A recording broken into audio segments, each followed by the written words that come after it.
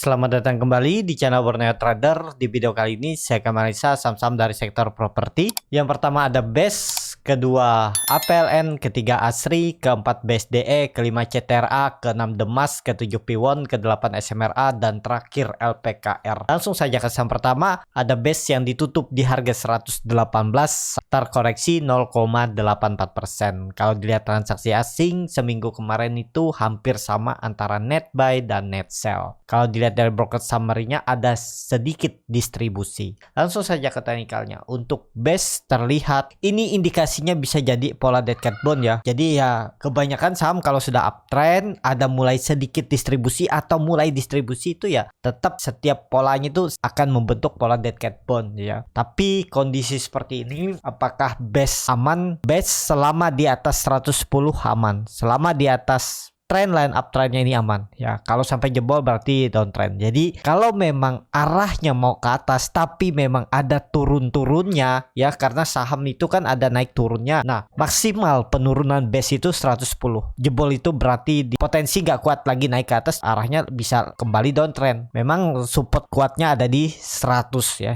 Jebol itu strong downtrend dan terjadi lagi pola dead cat bone yang lebih time frame-nya panjang seperti ini. Kuncinya ini. Kalau saya lihat sih 110 ini aja dulu. Itu harus dipertahankan BES. Kalau dilihat dari candle bulanannya bisa seperti ini ya. Bulanannya ini sebenarnya bagus. Kalau koreksi tipis bulan ini pun nggak masalah. Bulan depan bisa masih nanjak karena ini. Kelihatannya kan bisa indikasi double bottom dan bisa sampai 180. Itu potensi upside. Kalau dilihat time frame untuk bulanan ya masih bisa 50%. Stop loss-nya, risk-nya kecil aja nih. Pokoknya jebol 100 tapi time frame-nya lebih panjang ya. Ya udah, cut loss 21%. Hitung-hitung aja risk reward dan money management-nya. Kalau dilihat dari bulanannya bisa indikasi double top karena ini kalau saya lihat ini ada potensi reversal. Cuman dia lagi retest di sedikit ya, kuncinya 110 jangan jebol kalau di candle bulanan ya. Untuk BES masih peluang untuk mencoba naik ya. Jadi masih menarik lah. Ini volumenya juga bagus setahun yang lalu tapi habis itu dia mulai koreksi lagi ya, mengumpulin barang dulu. Jadi tahun 2022 ini saatnya dia nanjak. Setahun dia nanjak, habis itu turun setahun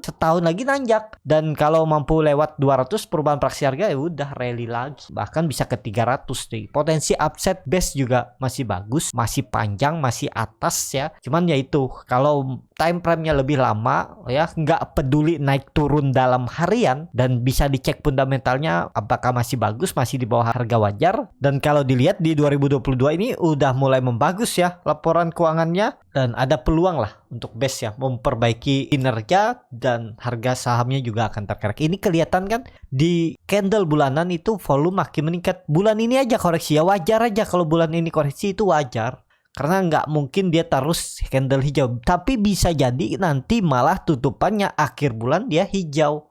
Itu aja kuncinya. Kalau Bapak Ibu mau time frame lebih lama ya, tapi ya tetap pakai stop loss. Ya, jebol 100 jual dulu, berarti dia gagal. Kalau memang mau naik ya maksimal kalau saya lihat ya 100 mantul. Tapi harusnya di 110 aja udah mantul tuh untuk BES. Jadi seperti itu. Untuk BES langsung saja ke saham kedua. Ada APLN yang ditutup di harga 110 sama harga penutupan hari sebelumnya. Kalau dilihat transaksi asing nggak ada jual beli.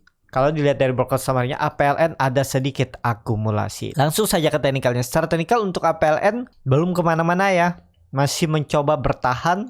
Dia mantul lagi dari supportnya. Supportnya itu ada di 108, 109 itu atau 110 ya. Dan kondisi seperti ini untuk APLN itu ya bisa ada peluang untuk rebound karena indikasi MACD sudah membentuk golden cross mengarah ke atas, bar chart di atasnya juga terbentuk. Dan saat hari Jumat itu bisa dibilang juga volumenya kecil ya, mau dibawa turun tapi volume kecil berarti kan seller nggak kuat. Tapi bisa ditarik lagi time frame yang lebih panjang itu untuk bulanannya.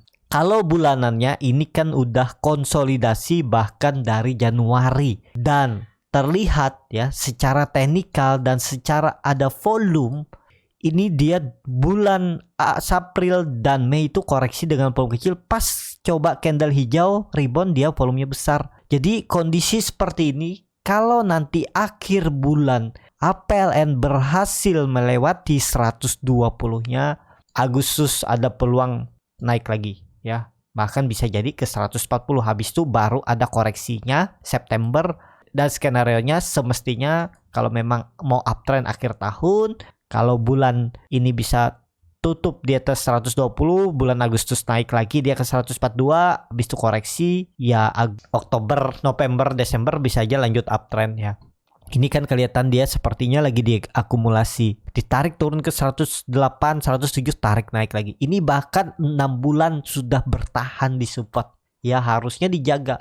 Kuncinya kalau dia sampai tutup di bawah support, ya udah lanjut downtrend. Coba kalau dilihat dari candle mingguannya dia pernah tutup di 107, tapi minggu depannya dia naik lagi. Habis itu tutup di 108, minggu depannya naik lagi. Berarti itu kan kuat. Kalau di candle harian nih terlihat ya, satu kali candle merah, esokannya hijau, merah hijau, bertahan nih. Ini support kuatnya 107, 108 itu. Kalaupun nekat beli di harga sekarang itu kasih toleransi, misalnya minat ya, tapi kembali lagi disclaimer on. Kasih aja toleransi, misalnya stop lossnya di 104.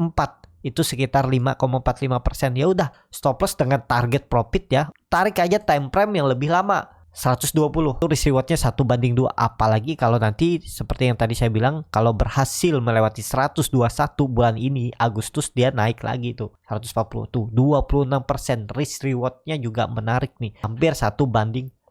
Tapi time frame-nya lebih lama. Apakah bisa sabar? Boleh aja sabar, cuman ya itu, kalau nggak bisa mantau market naik turun, cari profit tipis, ya tunggu aja. Yang penting pasang auto stop loss. Misalnya cut loss-nya di 5%, habis itu target profit terdekat tadi 120, setelah itu 140. Ini menarik menurut saya ya, karena suku bunga juga ditahan oleh BI, jadi sektor properti masih bisa lah bertahan. Jadi seperti itu untuk APLN. Yang penting sabar aja ya. Cut loss-nya juga tipis saja tuh 5%. Ya kalau nggak rela cut loss 5%, saya nggak tahu lagi ya. Untuk swing cut loss 5% itu ideal. Jadi seperti itu untuk APLN. Menarik diperhatikan, Juli bisa naik uji 120. Seperti itu untuk APLN. Langsung saja ke saham ketiga, ada ASRI yang ditutup terkoreksi 1,84% ke harga 160. Kalau dilihat transaksi asing seminggu kemarin net buy. Kalau dilihat dari broker semarinya, ASRI ada distribusi. Langsung saja ke teknikalnya. Secara teknikal untuk ASRI kondisi seperti ini, dia ini ada indikasi double top ya, atau yang high-nya lebih rendah, dan ini ada pola dead cat bone membuat high yang lebih rendah. Neckline 160 itu harus dijaga kalau memang mau bertahan, jangan reject. Kalau reject siap-siap targetnya ya terdekat 150, uji support, dan bisa jadi ke 140 untuk ASRI. Coba kalau dilihat dari candle bulanannya, biar terlihat nih kemana sih arahnya. Kalau candle bulanan memang belum pasti ya, karena masih ada 30 hari, masih ada 20 hari atau sekitar 3 minggu perdagangan. Memang kalau kondisi seperti ini, apalagi kalau dia tutup di bawah 160, akhir bulan nanti itu pola evening star. Jadi ada peluang lanjut turun dulu ke terdekat 150 dan bisa ke 140 ini. ASRI ya. Tapi kalau bau bagus, ASRI bulan ini harus tutup di atas 170. Itu bagus. Berarti dia melanjutkan kenaikan walaupun ada membuat low yang lebih rendah dari bulan lalu ya. Indikasinya memang kurang bagus karena membuat low yang lebih rendah. Tapi kalau bisa bertahan atau tutup di atas 170 akhir bulan nanti, itu peluang bagus untuk Agustus untuk ASRI. Tapi itu lebih panjang ya. Kalau tren jangka pendeknya ya ini resikonya, kalau ini pola dead cat bone jebol tuh 160 ya. Kalau mau bagus harus bertahan di 160. Jadi seperti itu untuk ASRI. Langsung saja ke saham selanjutnya. Ada BSDE yang ditutup di harga 905 sama harga penutupan hari sebelumnya. Kalau dilihat transaksi asing net buy.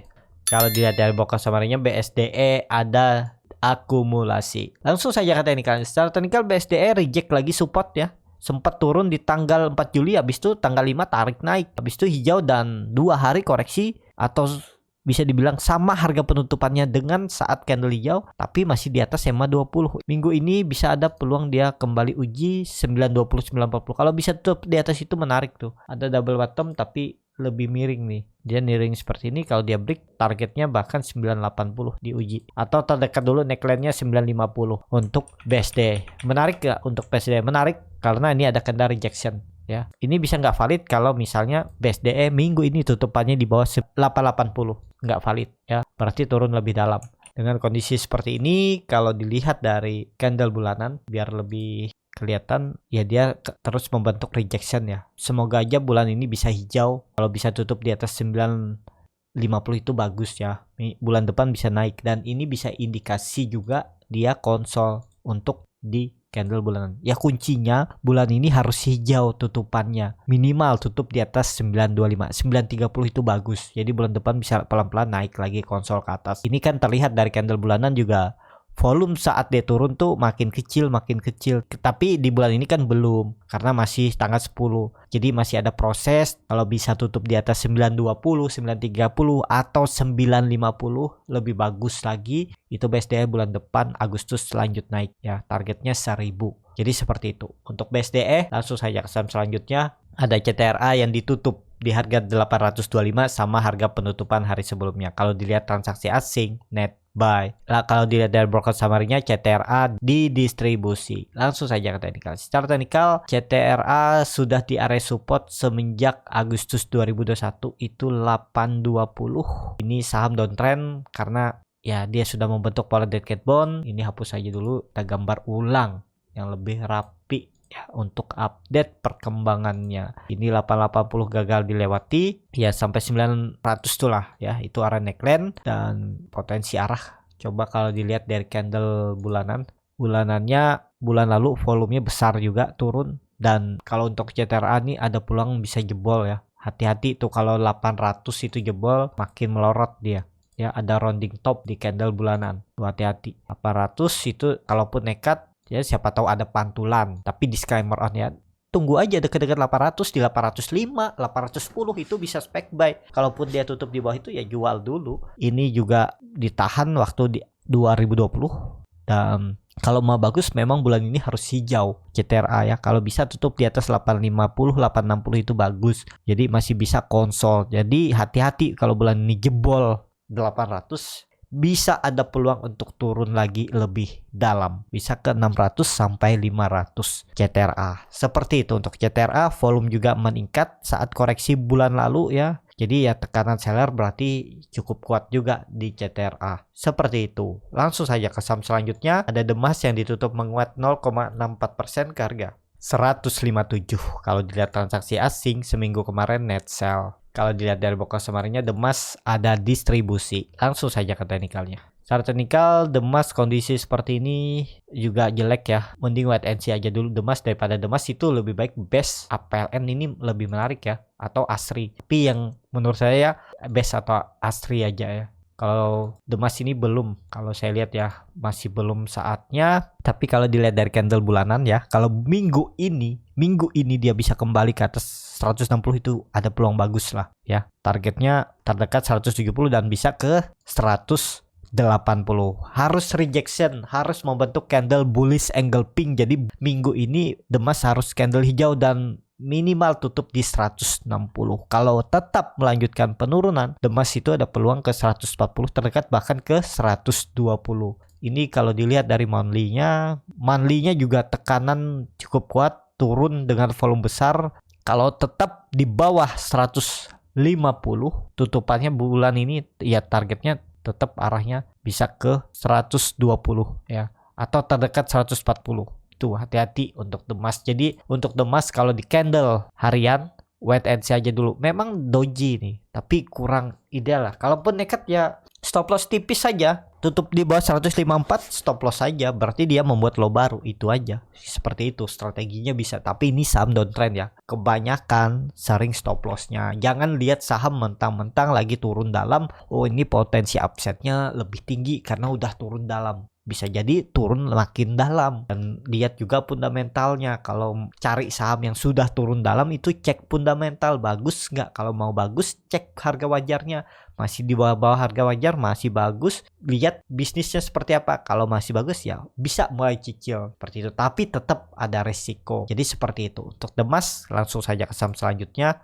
Ada P1 yang ditutup di harga 452, terkoreksi 0,44%. Kalau dilihat transaksi asing seminggu kemarin itu net buy. Kalau dilihat dari broker summary-nya ada sedikit distribusi. Langsung saja ke teknikalnya. Secara teknikal, P1 juga udah bisa dibilang jelek juga ya, karena gagal di atas 480, pola dead cat bone, dan itu ada pola head and shoulder juga. Nih, target turunnya itu kondisi seperti ini bisa sampai 400. Hati-hati itu ya, bahkan 380 peluang turunnya. Jadi belum menarik untuk P1, tapi saya coba gambar ulang aja nih. Ini kan kelihatan 460 itu resisten yang gagal terus dilewatinya udah beberapa hari. Ya kalaupun ditarik naik minggu ini ya bisa aja, cuman hindari dulu lah, jangan dipaksa. Nah ya kebanyakannya stop loss, cut loss. Kalau nggak mau cut loss makin dalam. Coba kalau dilihat dari candle bulanannya memang koreksinya 2 bulan itu dengan volume makin kecil. Kalau ditarik tren dari bawahnya ini bisa aja nanti turunannya di sini aja, pakai ini aja biar lebih rapi ya. Ya jangan turun dari 440 lah ya. Turun dari itu berarti gagal di dalam uptrend channelnya ini. Berarti bisa aja downtrend dulu. Targetnya bahkan bisa ke 400. Jadi stop loss saja kalau dijebol 440. Kalau niat beli ya, itu kalau dilihat dari candle bulanan. Kalau candle mingguannya bagus tuh, ada perlawanan dan membentuk candle doji. Ya kalau mau bagus minggu ini dia harus lewat tuh 460 ya. Dari harga sekarang ke 460 kan lumayan tuh. Ada 2%-an lah, 3%-an. Tapi ya seperti tadi saya bilang, stop loss kalau jebol 440 ya. Berarti nggak kuat tuh dah. Itu aja untuk P1 ya. Jadi seperti itu untuk P1, tapi kan kurang ideal kalau baru beli di harga sekarang. Kalau dia merah besok koreksi, yaitu dekat 440 itu bisa spec buy. Jadi jebol 440 pun lossnya kecil, paling 2% out lossnya ya. Seperti itu aja untuk P1. Langsung saja ke saham selanjutnya. Ada SMRA yang ditutup di harga 555, terkoreksi 1,76%. Kalau dilihat transaksi asing seminggu kemarin net buy. Kalau dilihat dari broker summary-nya, SMRA ada distribusi. Langsung saja ke teknikalnya. Secara teknikal untuk SMRA ini masih downtrend ya, tapi bagusnya dia terus membentuk higher low, higher high, tapi ya belum menarik lah. Karena gagal terus lewat 580. Dia retest terus turun. Ya bisa jadi dia lagi konsol nih. Supportnya ada di 540. 580 itu lumayan kan? Sekitar 8 atau 7% dari support ke resistennya. Nah 7% lumayan tuh. Belinya dekat-dekat support aja. Nanti kalau dia merah dekat-dekat support 540 itu bisa spec buy. Tapi disclaimer on ya, belum pasti naik juga. Tapi ya secara teknikal biasanya mantul dari support ya. Karena ini dia masih konsol. Tinggal strateginya ya, kalau takut rugi ya susah juga ya. Kalau takut rugi beli saham, mending nggak usah beli saham, karena pasti saham itu ada ruginya. Ada yang floating loss, ada yang rugi beneran kalau di cut loss, ya tergantung masing-masing lah. Kalau nggak takut rugi floating loss dan nggak mau sampai cut loss ya beli big bang aja. Tapi time frame-nya lebih lama. Ya seperti itu ya. Kalau kondisi SMRA ini ya kalau mau nekat nanti siapa tahu dia kasih koreksi ke 540, 545, 535 tuh bisa spec buy. Tutup di bawah 535, 530 ya stop loss. Udah seperti itu. Jadi stop loss-nya ya sekitar 2%-an. Target profitnya tadi ke 570, 580 ya. Ini saham downtrend, cuman mulai ada konsolidasi. Ya semoga aja bertahan. Langsung saja ke saham terakhir. Ada LPKR yang ditutup di harga 103, terkoreksi 0,96%. Kalau dilihat transaksi asing seminggu kemarin net sell. Kalau dilihat dari broker summary-nya, LPKR ada akumulasi. Langsung saja ke teknikalnya. Secara teknikal untuk LPKR, kalau dilihat candle bulanannya terus turun dan terus membentuk lower high dan ya sudah dekat 100 ya. Kondisi seperti ini kalau dilihat dari candle weekly-nya juga mulai ada kelihatan buyer ya, karena saat dia nyentuh 100 ditarik naik. Cuman ya itu biasanya ada terjadi crossingan kalau di LPKR nih. Tapi kalaupun nekat, stop loss-nya kecil aja. Pokoknya 5% turun dari support 107, stop loss saja. Targetnya 110 sampai 120.